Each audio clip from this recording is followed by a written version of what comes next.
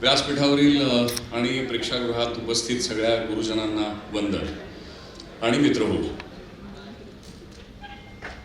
खरं सांगायचं तर अनेक योग आले इथे येण्याचे पूर्वी, किंबहुना निमंत्रणं आली होती खूप, आणि तरी योग काही जुळून येत नव्हता. शेवटी शिव कदम सरांनी ते साधलं, त्यांनी मला इथे यायला भाग पाडलं एका परीने. त्याचं झालं असं की त्यांनी जो निरोप पाठवला तो इतका मी एखाद्याला बोलवायचा असेल तर जसं पाठवीन तसं पाठवला होता.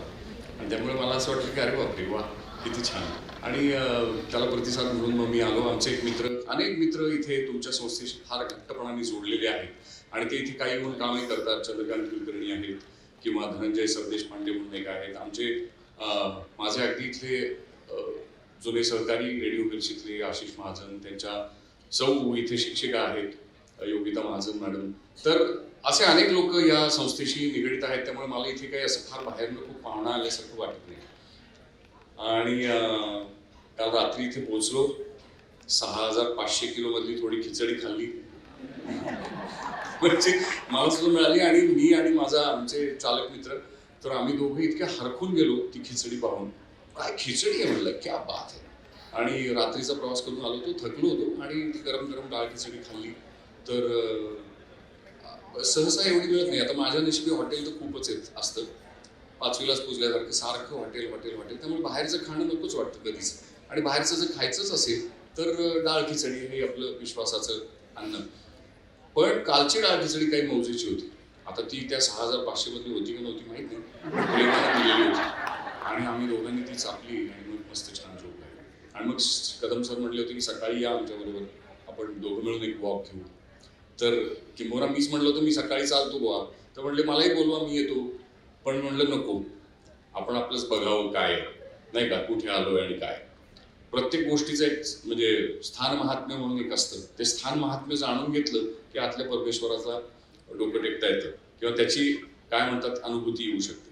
तर म्हणून मी आपला फेरफटका मारला सगळ्या संस्थेचा.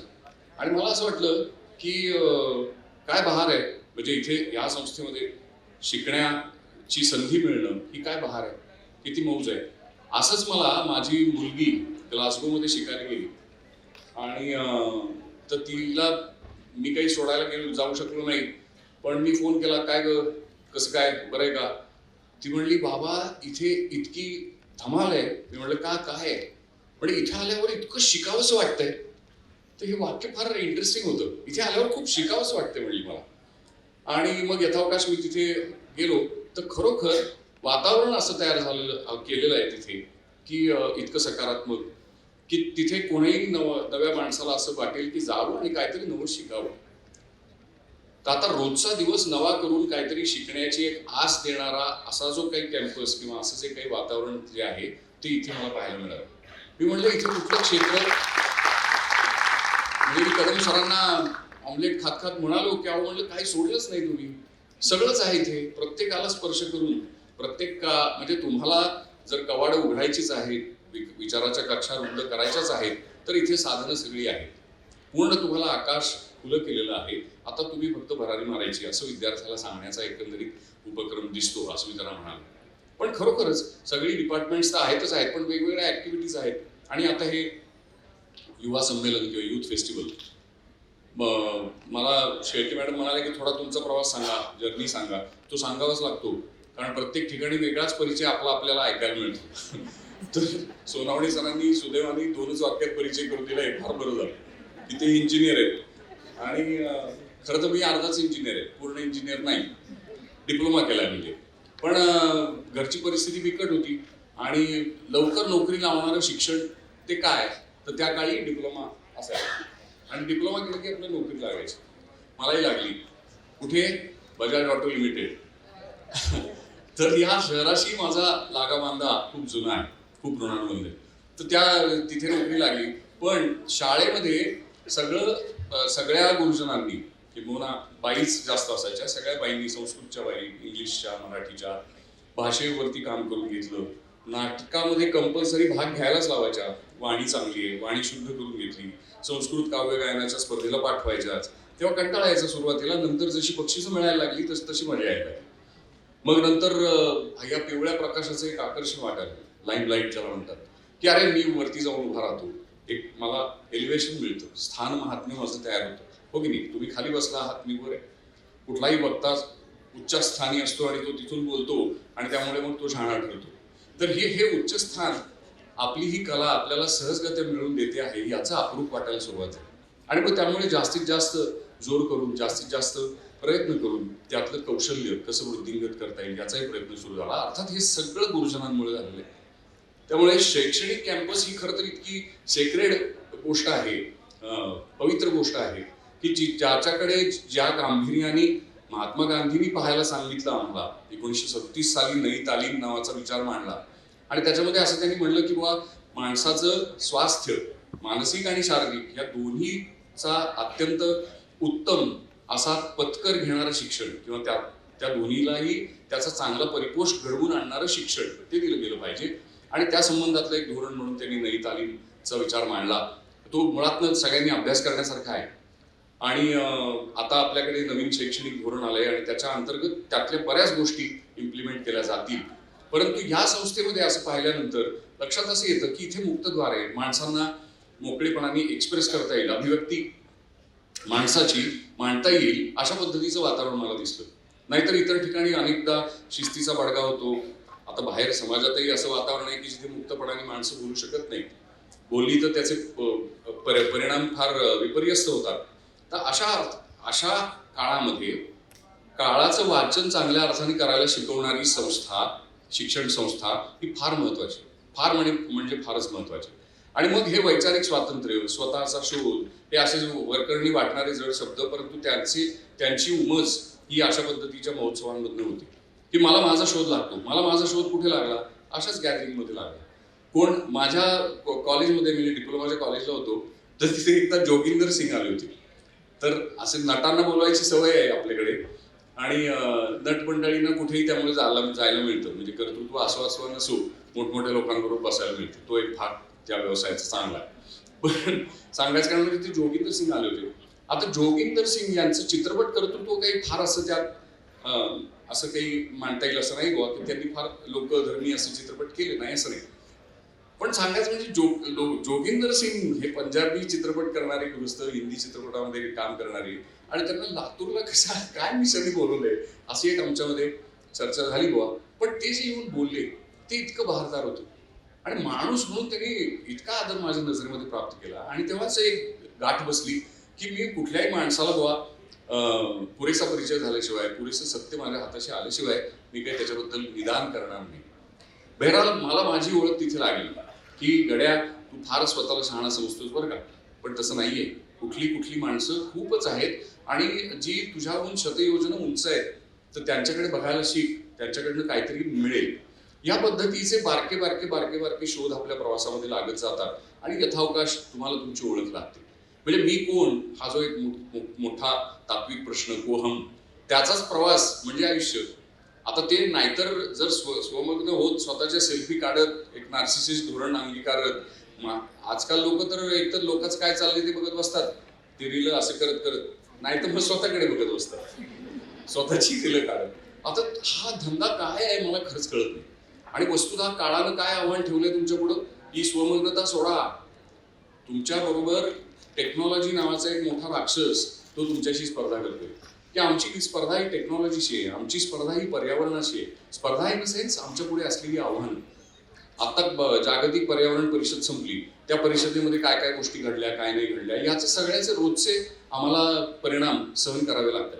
जगण्यावरती इम्पॅक्ट किंवा परिणाम करणारे अनेक घटक आजूबाजूला असताना आम्ही जर सेल्फीज करत बसलो अथवा लोकांची काहीतरी विभत्स रीलं बघत बसलो तर बघ आमच्यासारखी करंट आहे आम्हीच.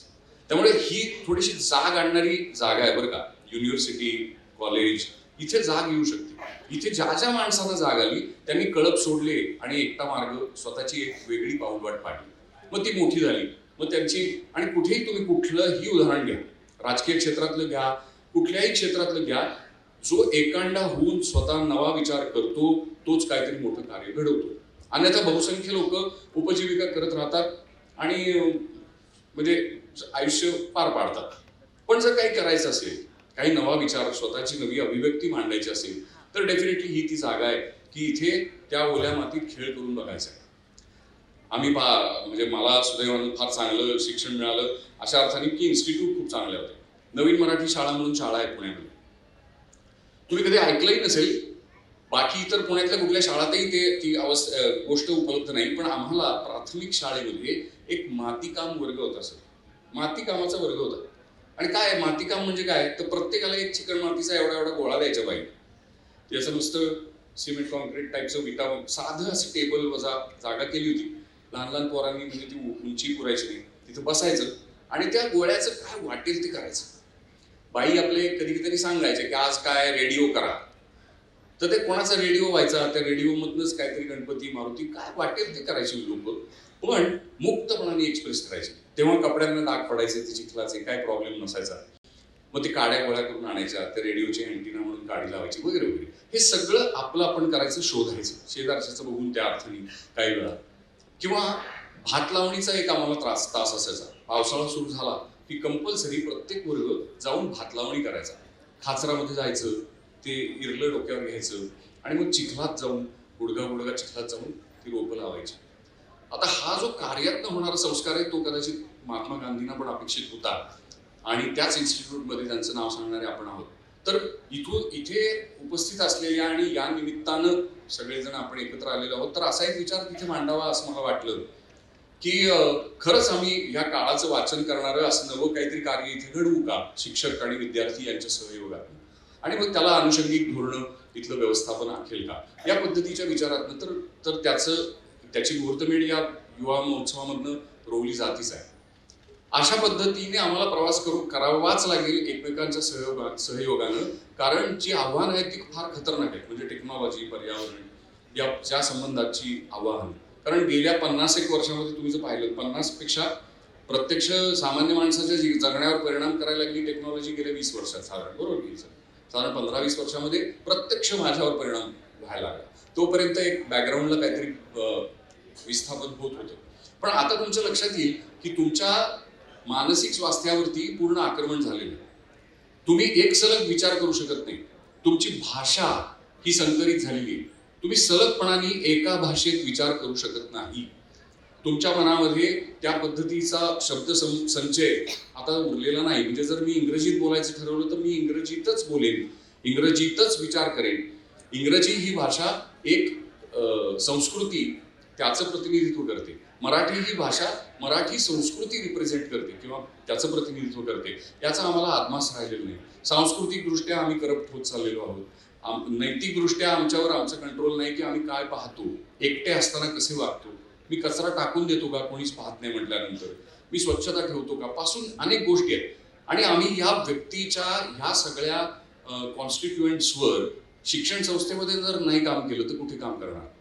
ते कुटुंब व्यवस्थेत व्हायला हवं, पण कुटुंब व्यवस्थेमध्ये प्रत्येक जण मग्न आहे आणि हा आत्ममग्नतेचा काळ हा फार मोठा धोका आहे. त्यामुळे ह्या काळाचं नीट वाचन करायला हवं. टेक्नॉलॉजी एक 5 वर्षामध्ये तुम्हाला काहीतरी वेगळंच यंत्र बनवेल. आजही आम्ही यंत्र झालोच आहोत. कसे झालो?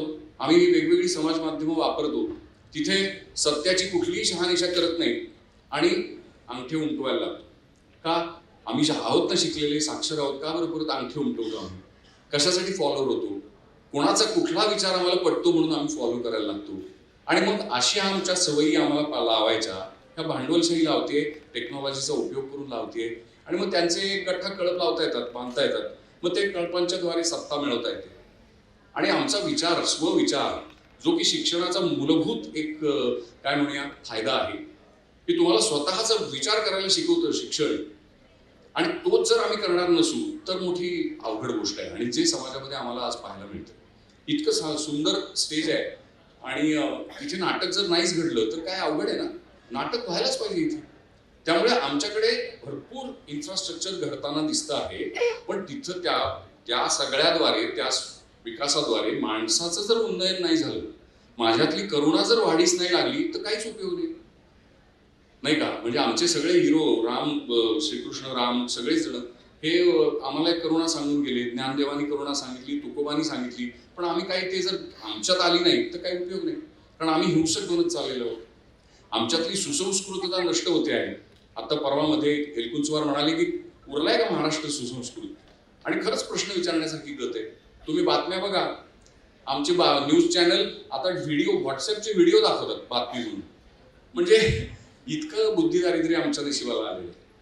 व्हॉट्सअपवरती काय पद्धतीचे व्हिडिओ येतात ते तुम्हाला आम्हाला माहितीच आहे. काय पद्धतीच्या अफवा पसरवल्या जातात.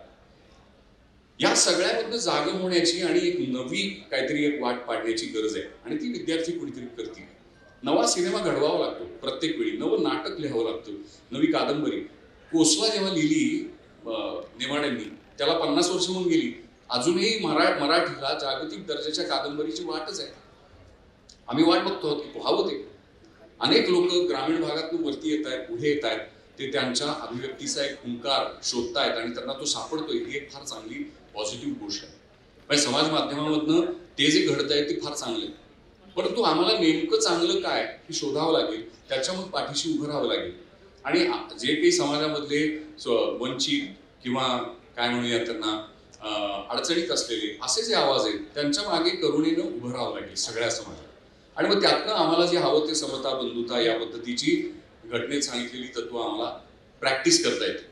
असो, विचार गांभीर्याचा मांडायचं म्हणलं की थोडंसं भयच वाटतं. त्यातून पुन्हा युथ फेस्टिवल सारखं एक साधारण खेळकर असं वातावरण. पण विचार करायला पाहिजे. आम्ही विचार करायला घाबरून चालणार नाही आणि गांभीर्याला सुद्धा गांभीर्यानेच घेतलं पाहिजे. प्रत्येक ठिकाणी मी गेलो व्यासपीठावर की मला म्हणतात सोन्याचा शर्ट डायलॉग म्हणा. पाहिलं, मी नाही म्हणत. मी म्हणतो मी नाही म्हणणार.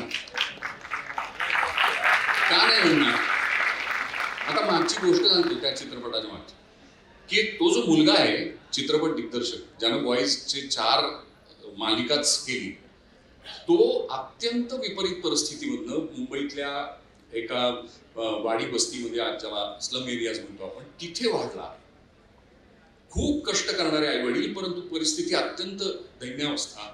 त्यातनं हळूहळू शिकत, प्रचंड कष्ट करत त्यानं पहिल्या सिनेमाची मुहूर्तमेढ रोवली. माझ्याकडे आला, म्हणला मी सर तुमचा खूपच झाला, तुम्ही मला पाहिजेच पहिल्या सिनेमात. म्हणलं गड्या, तुझी ही संहिता लिहिली त्याचं काही खरं नाही, मला काही त्याच्यात विश्वास वाटत नाही, हे काही बरं नाही. नाही म्हणला सर, काही इलाज नाही, त्याशिवाय मला घडणारच नाही, कारण जे पाहिजे समाजात जे विकलं जातं तेच मी घेऊन बसणार ना बाजारात. तर तुम्ही या प्लीज. तर पहिल्या वेळेस मी तरीही नकार दिला, मी केलं नाही काम. बॉईज 1 मध्ये मी नाहीये. मग बॉईज 2 ला परत तो आला. मग पुन्हा तो मला म्हणला की आता तुम्ही एक हे करा, मी थोडंसं बदल केलाय, थोडं त्याच्यामध्ये विचार आणलाय काहीतरी वगैरे. आणि म्हणून मी म्हणलं मी तुला 1 दिवस देईन. आणि मी 3ही वेळा त्याला 1 दिवस दिला. त्यांनी सांगितलेलं पात्र हे मी चोख सादर केलं, पण मी तो एकही सिनेमा पाहिलेला नाही. मला तो पाहावासा वाटला नाही म्हणून मी नाही पाहिला. पण त्याचं माणसाचं मला महत्व आहे, त्याच्या प्रयत्नांचं मला महत्व आहे आणि त्याचं माझं नातं प्रगाढ आहे. सो एखादा माणूस एखादं काहीतरी कृत्य करेल ते मला पटेलच असं नाही, पण म्हणून मी माणसाशी शत्रुत्व घेणार नाही. आणि जे आत्ता सामाजिक राजकीय सगळ्या परिप्रेक्षामध्ये तेच घडत आहे की कोणी माझ्या विरोधात बोलेल तर तो शत्रू होऊन जातो, असं होता कामा नये.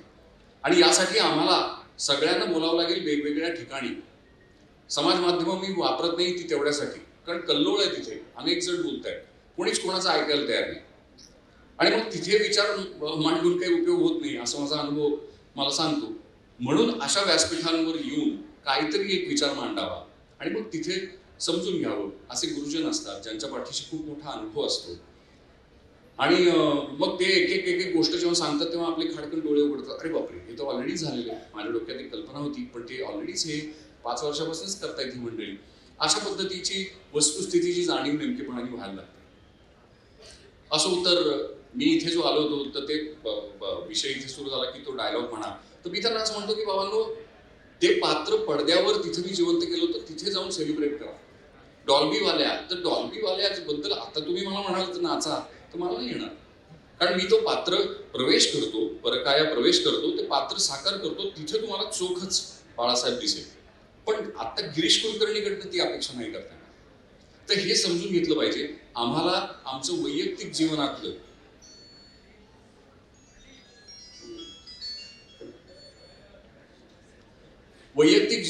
आणि सामाजिक जीवनातलं कॅरेक्टर शोधावं लागेल आणि त्याच्यामध्ये फारसा फरक नसेल याची एक खबरदारी घ्यावी लागेल. कारण आम्ही काही कॅरेक्टरचा व्यवसायात नाही होत. नट मंडळी असतात, नाटककार असतात, ते नवनवीन कॅरेक्टर लिहितात. पण सामान्य माणसाला स्वतःचं कॅरेक्टर अखंडपणे सापडवून तेच जगत राहावं लागेल आणि निष्ठेने जगावं लागेल, तरच काहीतरी मजा आहे. मग आमचं राष्ट्र म्हणून काहीतरी आम्हाला एक म्हणता येईल. कारण लक्षात असं घेतलं पाहिजे की डेमोग्राफिक ऍडव्हान्टेज वगैरे वगैरे सगळं म्हणून सुद्धा आमचा देश म्हणावा तसा प्रगती करतच नाही.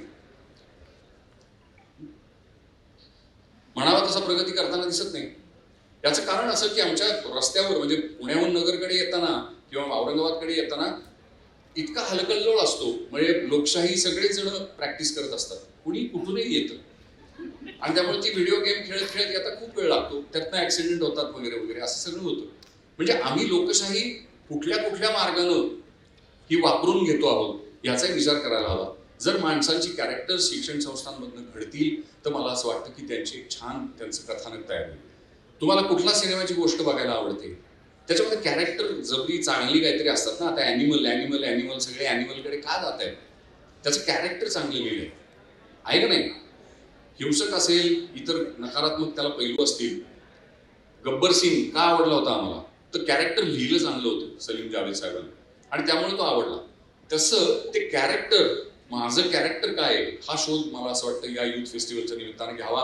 नाटक करावं, कविता लिहाव्या, गाणी म्हणावी, नाच करावे आणि कॅरेक्टरचा शोध घ्यावा. आणि मला इथे बोलवलं, हळूहळू गॅलरी हे झाली. अर्थात मी काही गॅलरीचा नट नव्हे, गॅलरीला जे आवडतं ते करण्याचा संभव मला गुरुजनांनी शिकवण ती दिली नाही, त्यामुळे थोडासा माझा तुमचा विरसही कधी कधी होतो, पण काही इलाज नाही. प्रेक्षकांना काय पाहिजे ते मी पुरवठा करायला इथे बसलो तर मी दुकानदार होईल, पण मी काहीतरी नवा विचार करून येतो आणि तुम्हाला ते सांगतो, त्याने तुमचं रंजन होईल. आणि हा फार मोठा फरक आहे. त्यानं काय होईल, जर तुम्हाला जे पाहिजे ते मी द्यायला लागलो तर मी खूप श्रीमंत होईल आणि चांगलं माझं दुकान बसेल, माझा काय डंका पिटला जाईल, अगदी माझं व्यक्तिमत्व, माझे देवळं पण होतील. पण मी जर नवं काहीतरी तुम्हाला दिलं तर तुमच्यातली 4 लोक कलाकार होतील. कारण मी अशाच पद्धतीनं नवं काय ते पाहत शोधत गेलो आणि म्हणून मला ह्या कलाकारीची वाट सापडली. तुम्हाला सांगतो, आम्ही एक विहीर नावाचा चित्रपट शूट करत होतो आणि धनगर समाजाच्या वाडी वस्त्यांवर जाऊन तिथे करत होतो आणि मला असं जाणवलं की सगळ्यात आमच्यातली हुशार कम्युनिटी कोण असेल तर ते आहेत धनगर. अमेझिंग ज्ञान त्यांच्यापाशी आहे. का ते सतत निसर्गात प्रवास करतात, झाडं, पानं, फुलं, प्राणी यांचं निरीक्षण करत राहतात.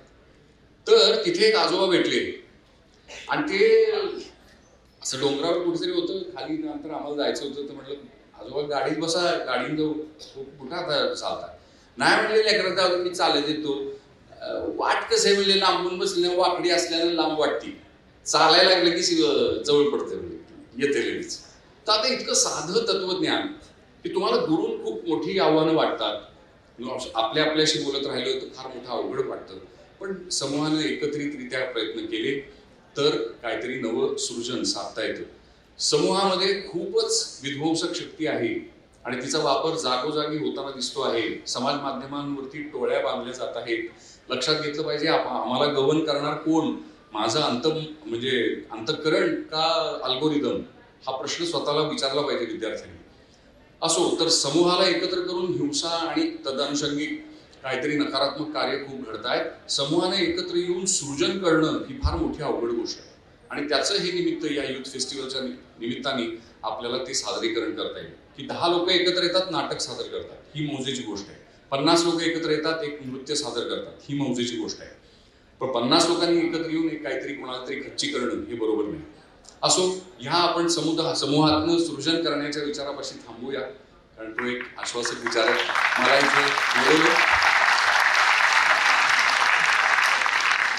इथे बोलवलं खूप बरं वाटलं. पुन्हा पुन्हा बोलवा, परत येईल आणि जास्तीत जास्त संवादी राहायला आवडेल. या दिलेल्या संधीबद्दल खूप कृतज्ञ आहे. धन्यवाद.